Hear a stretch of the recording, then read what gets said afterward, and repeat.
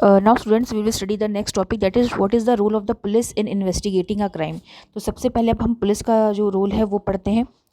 Like आप देख सकते हैं कि पुलिस का सबसे इम्पोर्टेंट रोल क्या होता है, इन्वेस्टिगेट करना।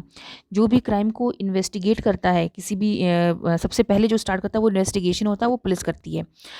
देन उसके बाद कंप्लेंट लिखना, कंप्लेंट भी पुलिस लिखती है। Then an important investigation includes recording statement of witness. अब जो भी क्राइम हुआ होता है उसके अगर कोई विटनेस है तो उसके स्टेटमेंट को लिखा जाता है कि वो जो कह रहे हैं उनको लिखा जाता है। And collecting different types of evidence, evidence को कलेक्ट करना, जो सबूत होते हैं उनको कलेक्ट करना। तो पहले क्राइम हुआ, उसकी रिपोर्ट लिखी गई, उसके बारे में इन्वेस्टिगेशन हुआ, जो विटनेसेस होते हैं उनको देखा जाता है, उनके स्टेटमेंट्स को लिखा जाता है। Then different kinds of evidence collect किए जाते हैं। अब जो इन्वेस्टिगेशन होता है उसके बेसिस पर पुलिस जो होती है वो अपनी एक राय बनाती है, एक अपना ओपिनियन फॉर्म करती है, और फिर ये कहती है कि भाई जो जिस पर्सन को भी वो लोग पकड़ते हैं क्या वो सही मायने में गिल्टी है, हो सकता है या नहीं हो सकता, क्योंकि पुलिस डिसाइड नहीं करती है, वो सिर्फ एविडेंस कलेक्ट करती है और उस एविडेंस के बेसिस पर अपना ओपिनियन बनाती है। अगर उसके पास प्रॉपर सबूत नहीं मिले तो उसे उस एक्यूज्ड पर्सन को छोड़ना पड़ेगा। लेकिन अगर उसके पास प्रॉपर एविडेंस आ जाते हैं तो फिर वो क्या करती है, चार्जशीट बनाती है, एक चार्जशीट बनाती है और उसको फाइल करती है कोर्ट में।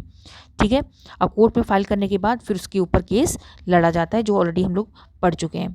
तो ये इतना आपको मैंने बता दिया, पुलिस का क्या रोल होता है, इन्वेस्टिगेट करना, एविडेंस को कलेक्ट करना। अगर एविडेंस एक्यूज के खिलाफ है तो फिर चार्जशीट बनाई जाती है और चार्जशीट जो है कोर्ट में उसको इंट्रोड्यूस किया जाता है। देन पुलिस जो होती है वो to decide whether a person is guilty और innocent, that is for the जज टू डिसाइड। उसके बाद डिसाइड कौन करता है कि एक पर्सन गिल्टी है या इनोसेंट है, वो कौन डिसाइड करता है, जज। ठीक है, देन उसके बाद आपको इससे पहले हमने पढ़ा था कि जो इंडिया में क्या है, रूल ऑफ लॉ है। ठीक है ना, ये कॉन्सेप्ट आपने पढ़ा था, इंडिया में रूल ऑफ लॉ है, मतलब कानून के ऊपर कोई नहीं है। That everyone is subject to the law of the land, this includes the police. मतलब पुलिस जो है उसके ऊपर भी ये चीज़ लागू होती है कि मतलब कानून के आगे ऊपर कोई भी नहीं है, चाहे वो पुलिस हो, चाहे राष्ट्रपति हो, चाहे कोई भी हो। ठीक है, इसीलिए जो भी पुलिस की इन्वेस्टिगेशन होती है वो प्रॉपर तरीके से होनी चाहिए। ठीक है, in accordance with the law and full respect of the human rights. लेकिन आपने बहुत बार देखा होगा कि पुलिस जो होती है वो पैसे, करप्शन के लिए पैसे खा लेती है और गलत तरीके से इन्वेस्टिगेशन करती है। जिन्होंने कुछ नहीं किया होता है उनको भी उठा के जेल में डाल देती है, और जो असली में गुनहगार होते हैं, क्रिमिनल्स होते हैं, उनको छोड़ दिया जाता है। तो ये सारी चीज़ें जो नहीं हो, इसलिए इसके लिए सरकार ने काफ़ी कुछ किया भी है, काफ़ी सारी गाइडलाइंस भी है। अब जैसे क्या क्या गाइडलाइंस है, the supreme court had laid down guidelines must follow at the times of arrest, detention and interrogation.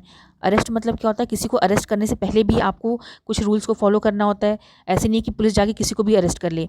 Detention, अगर आपने अरेस्ट किया है तो या तो आप उसे तुरंत छोड़ देंगे, या तो डिटेंशन का मतलब क्या होता है, उसे बंद करके रखना जेल में। ठीक है, देन इंटरोगेशन मतलब कि उससे पूछताछ करना। तो ये तीनों ही जो प्रोसेस जो पुलिस करती है उसमें प्रॉपर प्रोसीजर फॉलो किया जाना चाहिए। ऐसा नहीं कि आप किसी को भी उठा के अरेस्ट करके ले, आपके बिना सबूत के। आपको पहले पेपर दिखाना पड़ता है कि हमारे पास आपको अरेस्ट करने का पेपर है, सबूत है। डिटेंशन रोकने का भी आपके पास होना चाहिए पूरा सबूत, और इंटरोगेशन करने का भी होना चाहिए।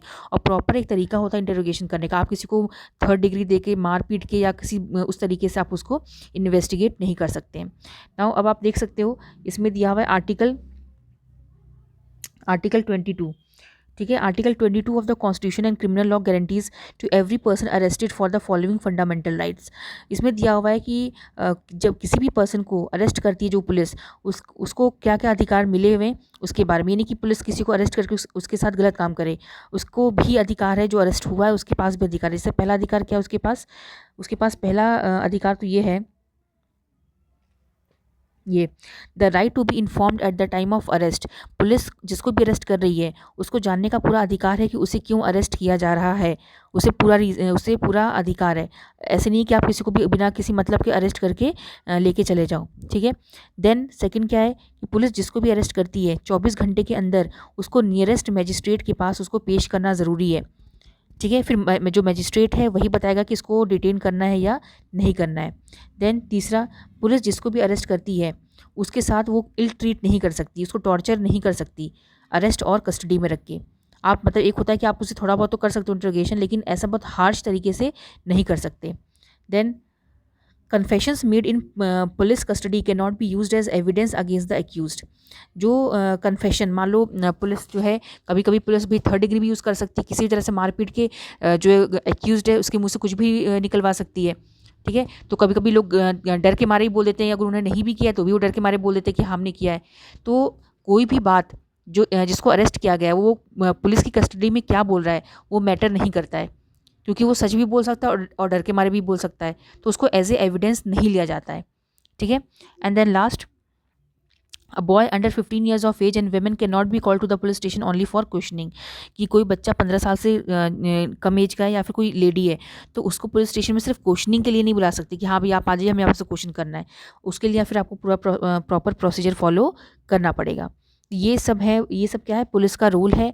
और ये जो मैंने अभी आपको 5 चीज़ें बताई हैं वो क्या है, एक व्यक्ति का अधिकार है आर्टिकल 22 के अंतर्गत कि अगर उसे अरेस्ट किया जा रहा है तो इन 5 चीज़ों को वो जो है उसके अधिकार हैं जो उसको मिलना ही मिलना है।